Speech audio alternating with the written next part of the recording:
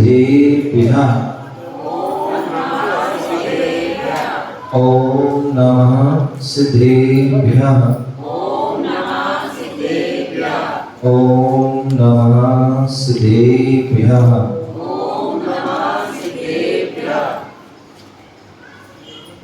10वां काव्य निकालिए। तुम तारे को जीने कथम भविनाम ताईवे।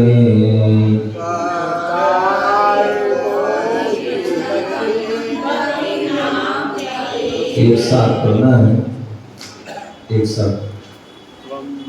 हम तारे को जीने कथम भविनाम ताईवे। पावो ग्रहन्ति नियदुतरन्तां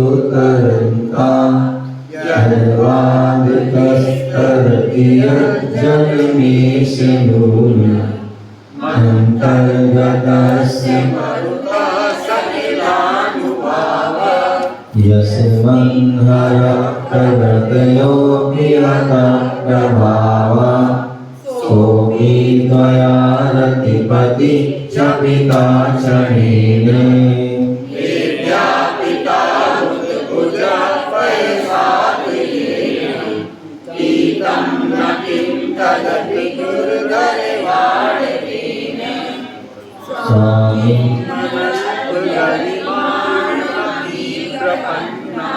तं जन्तवादधिमोहिने दधाना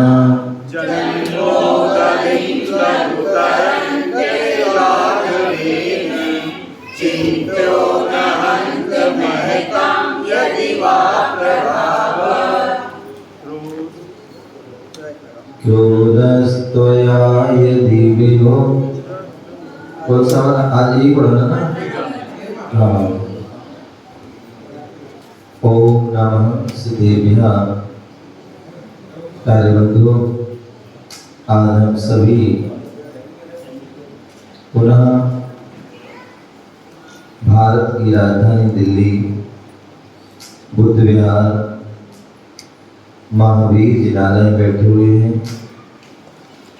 भगवान महावीर स्वामी का भव्य संगोष्ठ लगा हुआ है और जो भगवान महावीर स्वामी की वाणी थी वही जिनवाणी के रूप में हम सभी के पास उपस्थित हैं और उसी जिनवाणी का हम रसपान कर रहे हैं।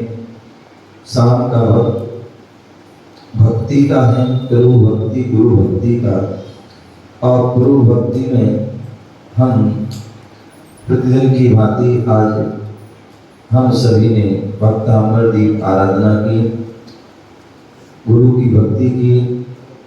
अब हम जो है कल्याण मंत्र स्तोत्र के माध्यम से हम भगवान पार्शनाथ की स्तुति, उनके गुणों को जानने का हम प्रयास कर रहे हैं। यहाँ पर शनि जो है एक एक सीढ़ी जो है चढ़ते जा रहे हैं और अभी तक हम जो है 12 सीढ़ी जो है चढ़ चुके हैं। आज हम 13वीं सीढ़ी जो है चढ़ेंगे, उस 13वें छंद को जानेंगे, उसकी विशेषता को जानेंगे। यहाँ पर 13वें छंद में बता रहे हैं क्या विशेषता है। तो कल 12वें छंद में बताया था अग्नि भय विनाशक यह काव्य था। अब यह 13वां काव्य है जल मिष्ट कारक। आप देखते हैं बहुत सारे मंदिरों में या घर आदि में भी व्यक्ति कुआं खुदवाता है अथवा आज जो है वर्तमान में बोरिंग चल रही है और बोरिंग में भी जो अहिंसा कुआं के नाम से छोटी कुआं चल रही है। और उसमें कई बार ऐसा होता है कि कितने जो है स्थानों पर एक ने कई बोरिंग करी दी जाती हैं तो उसमें पानी ही नहीं निकलता है, पत्थर आदि निकल जाता है, अथवा पानी निकलता है तो गंदा निकलता है, अथवा जो है कड़वा अथवा खारा पानी निकलता है। तो इसलिए यहाँ बता रहे कि जो यदि आपके ऐसा कोई हो जाता है, यदि आपके नगर में, आपके मोहल्ला में, आपके घर में, आपके मंदिर में आदि में यदि बोरिंग आदि होती है और उसमें जो है खारा पानी यदि निकलता है, तो उसके लिए यहाँ बता रहे हैं हमें क्या करना चाहिए। तो 13वां काव्य जो है इसके विशेष साधना आराधना करना चाहिए, तभी उससे उसका प्रभाव होता है। तो पढ़ेंगे 13वां। क्रोधस क्रोधस त्वया यदि विभो प्रथमं निरस्तो ध्वस्तास तदा वद कथं किल कर्म चौरा प्रलो सत्य मूत्र यदि वा शिशि रापी लोके नीलत द्रुमाणी विपिनानी ना किम हिमानी। ठीक है ना, एक बार पुनः पढ़ेंगे। क्रोधस त्वया यदि विभो प्रथमं निरस्तो ध्वस्तास तदा वद कथं किल कर्म चौरा प्रलो सत्य मूत्र यदि वा शिशिरापि लोके नीलत द्रुमाणी विपिनानी ना किम हिमानी। ठीक है, पढ़ लेंगे, कोई दिक्कत नहीं पर पढ़ लोगे ना, अभी पूछेंगे ना। लास्ट में नीलत द्रुमाणी विपिनानी ना किम हिमानी। ठीक है ना। सेकंड ध्वस्तास तदा वद कथं किल कर्म चौराः। ठीक है ना, सचिन पढ़ लोगे ना? उन्हीं अंबुज नहीं पढ़ पाओ, क्यों, कहाँ दिक्कत आ रही? क्रोधस त्वया यदि विभो प्रथमं निरस्तो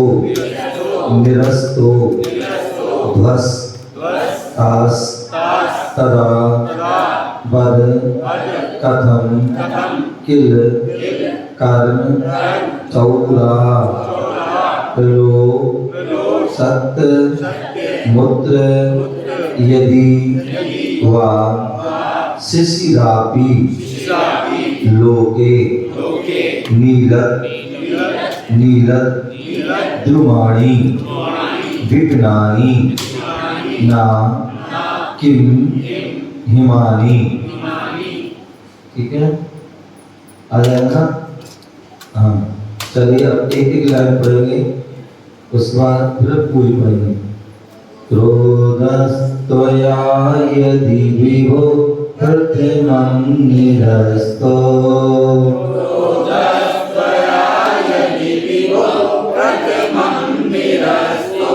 ध्वस्तास्तदा वद कथं किल कर्म चौरा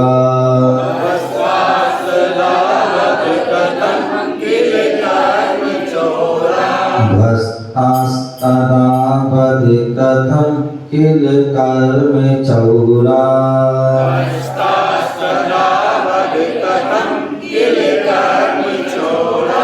लो सत्यमुत्र यदि वा शिशिरापि लोके लो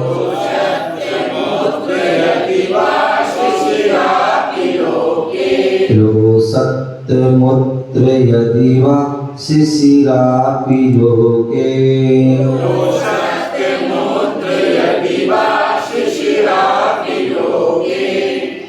नीलद्रुमाणि विपिनानि न किं हिमानि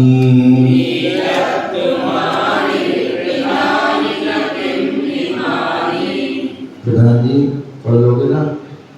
हैं पक्का? चलिए अभी एक साथ पढ़िए।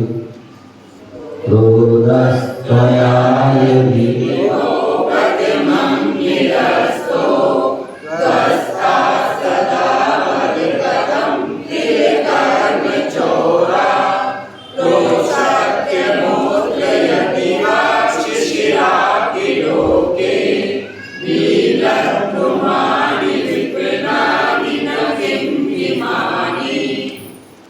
ठीक है ना? इस साइड ठीक है सबका? कोई दिक्कत नहीं है? चलिए अभी पूछूंगा बाद में। एक बार और पढ़ लीजिए, कोई बात नहीं, आराम से पढ़िए।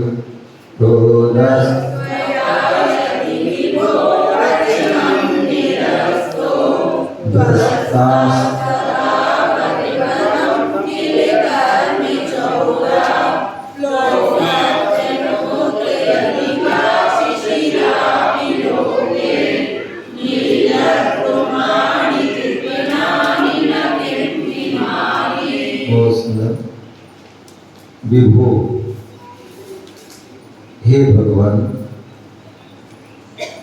विभो हे भगवान, यदि त्वया आपके द्वारा क्रोधा प्रथमम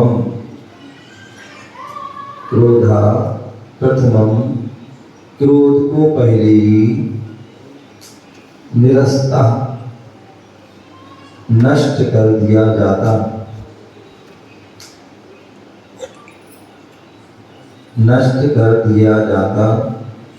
तदा तो फिर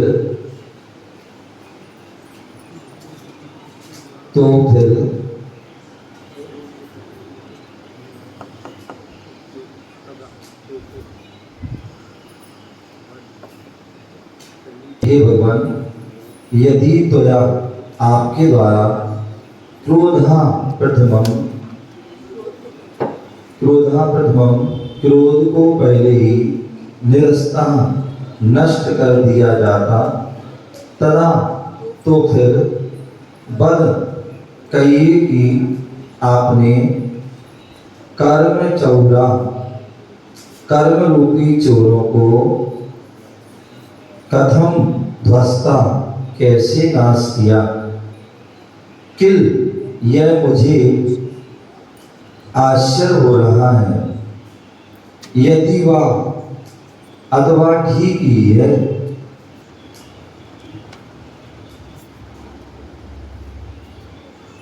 यदि वह अथवा ठीक ही है, अमुत्र लोके इस लोक में शिशिरा अपि ठंडी होने पर भी, हिमानी किम बर्फ क्या, नीलद्रुमाणी नीले वृक्ष वाले, विपनानी वन को, ना किम ना और नहीं, पिलोष्यति जलाती है, अर्थात जलाती है। बोले भगवान आपने क्या किया है, आपके द्वारा क्रोध तो पहले ही नष्ट कर दिया, और यही कारण था कि पारसनाथ भगवान कब बने, 10वें भव में, लेकिन क्रोध करना त्याग कब कर दिया था, पहले ही भव से हैं। वहां पे पहले भव से लेकर 10 भव तक कमट उपसर्ग करता रहा, हर जो है पर्याय में, लेकिन वह जो है जीव, पारसनाथ के जीव जो है तस भवतक जो है वह क्षमा करते, तो इसका मतलब क्रोध नहीं था। तो हे भगवान, आपके द्वारा क्रोध को पहले ही नष्ट कर दिया जाता, फिर कहिए आपने कर्म रूपी चोरों को कैसे नाश किया? सामान्यतः यदि आपके यहाँ चोर आ जाते हैं तो आप कैसे भगाओगे? कैसे भगाओगे? या तो जो है मुंह से बोल के भगाओगे, गाली गलौज करके, और उसमें नहीं माना तो डंडे से, क्योंकि कहावत है जो बातों से नहीं मानते भूत तो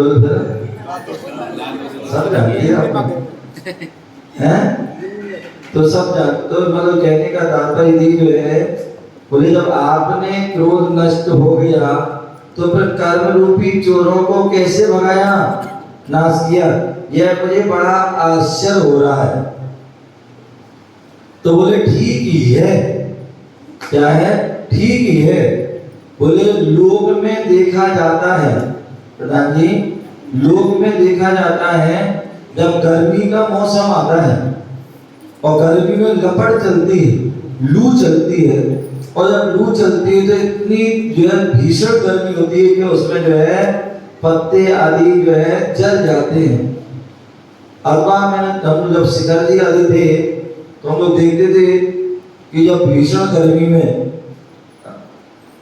जेठ आषाढ़ आदि जो है, सावन की आदि जब गर्मी बहुत पड़ती है उस समय जो हमें वही वैशाख का जेठ, तो उस समय जब इतनी तीव्र गर्मी पड़ती है कि जो है मतलब पेड़ आपस में टकराते हैं और टकराने से उनमें अग्नि जल जाती है और पूरा जंगल का जंगल खाक हो जाता है। मुझे याद है जब ब्रह्मचारी अवस्था में शिखर जी गया तो उस समय जो है जो 30-24 का पंचकर्म चल रहा था, बहुत विशाल पंडाल लगा था। पता नहीं कौन सी क्या अशुद्धि हुई, क्या गलती हुई कि पूरा पंडाल में पता नहीं शॉर्ट सर्किट हुआ, क्या हुआ, 5 मिनट के अंदर पूरा पंडाल जल गया। रोड के उस साइड भोजनशाला थी, वो भी जो है ऐसी लपट लगी कि वो भी जल गई, सिलेंडर आदि पड़ गए और कम से कम 2-3-4 उसमें स्वाहा हो गई। मूर्ति आदि थी वो भी कुछ वो भी स्वाहा। तो मैं उस समय देखा कि जो है पहाड़ों पर भी देखा, उस समय इतनी गर्मी कोई शायद जो चैत या जेठ वैसा आदि की हुई, इतनी गर्मी थी कि वहाँ जो है पेड़ टकरा रहे थे और पेट में टकराने से अग्नि जल जाती है और बहुत सारा जो है जंगल जल जाता है। तो कहने का तात्पर्य यही बता रहे हैं कि जो गर्मी के मौसम में जो है लू चलती है तो उससे जो है क्या होता है, पेड़ जो है गर्मी से जल जाते हैं। ये तो जलना ठीक है, लेकिन सिसरा अभी ठंडी होने पर भी हिमानी बर्फ क्या, जब आप देखिए पहाड़ों पर जाइए, कुल्लू मनाली जाइए, शिमला जाइए, मसूरी जाइए, नैनीताल जाइए और रोहतांग आदि जो है, कश्मीर जो है, लद्दाख आदि जो है, जो आदि जितने भी जो है बर्फीले स्थान हैं, वहां पर जो है इतनी 12 महीने बर्फ रहती है। तो वहां के जो वृक्ष होते हैं वो नीले से वृक्ष होते हैं, और जब नीले से वृक्ष होते हैं उस समय एकदम जो है क्या बोलते हैं पौष माह की ठंडी, और उसमें भी जो है यदि बर्फ गिर जाए तो क्या होता है, जो उसके जो नीले वृक्ष होते हैं अनेक प्रकार के, वो सब क्या होते हैं, नीले वृक्षों का वन जो है क्या होता है, जल जाता है, जला देती है। तो उसी प्रकार बोल रहे हैं कि हे प्रभु, भावार्थ बता रहे हैं, क्या बोल रहे हैं भावार्थ में, हे प्रभु लू से पेड़ नहीं जलते, कि बोले हे प्रभु लू से ही पेड़ नहीं जलते, अकेले लू से ही पेड़ नहीं जलते हैं, ठंडी ओस, जब ओस पड़ती है, आप देखिए जब ओस पड़ती है, भयंकर ओस पड़ती है, तो पत्ते आदि जो है जल जाते। पाला पड़ता है तो उसमें भी सारी क्या फसल जल जाती है। तो बोले जब जो है ठंडी ओस, पाला पड़ने से फसल जल जाती है, अथवा जो नीले फूल आदि जो वृक्ष हैं वो जल जाते हैं। देखो ना वैसे लिखा है, लिखा है कैसे।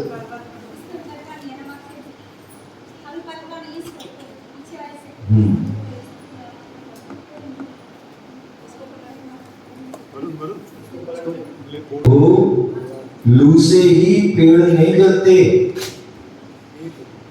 ठंडी ओस, पाला पड़ने से भी नीले फूल जल जाते हैं, अथवा खेती जल जाती है। हे प्रभु, लू से ही पेड़ नहीं जलते, ठंडी ओस, पाला पड़ने से भी फूल जल जाते हैं, फसल जल जाती है। वैसे ही क्रोध से ही कर्म नहीं कटते, क्रोध से ही कर्म नहीं कटते। ठंडे क्रोध अथवा क्षमा से भी कर्मों का नाश किया जाता है। वैसे ही क्रोध से ही कर्म नहीं कटते, ठंडे क्रोध क्षमा से भी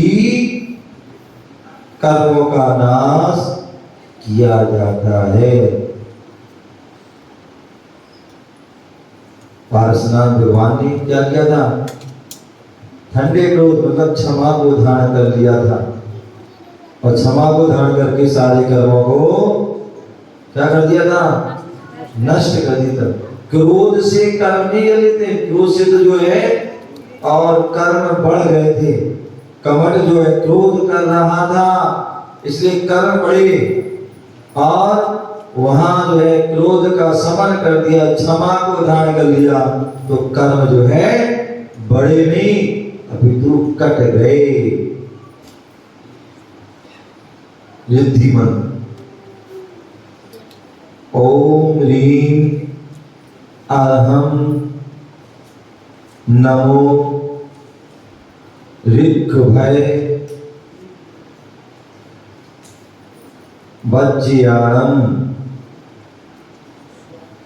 ओम ह्रीं अहम नमो ऋक्भय वज्रयाणम। 14 और पहला दा आधा है और दूसरा दा पूरा। 14 पुब्बीणम,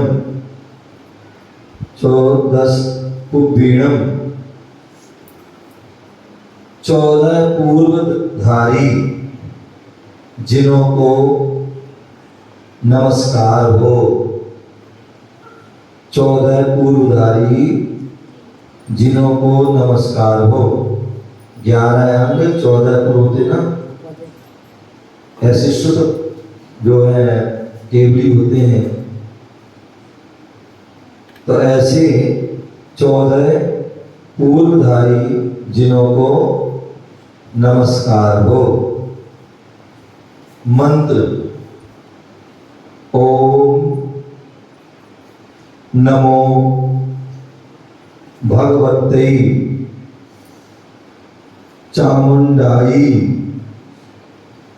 नमः स्वाहा। ममता सुन,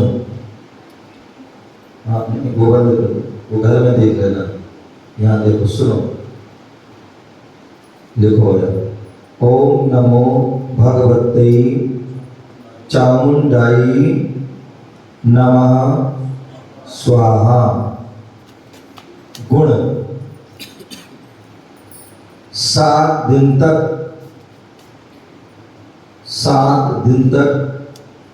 प्रतिदिन 7 दिन तक प्रतिदिन छारी भर पानी, छारी भर पानी उक्त मंत्र से 108 बार मंत्रित करके 108 बार मंत्रित करते खारे जल के कुएं बावड़ी आदि में डालने से पानी अमृत तुल्य हो जाता है।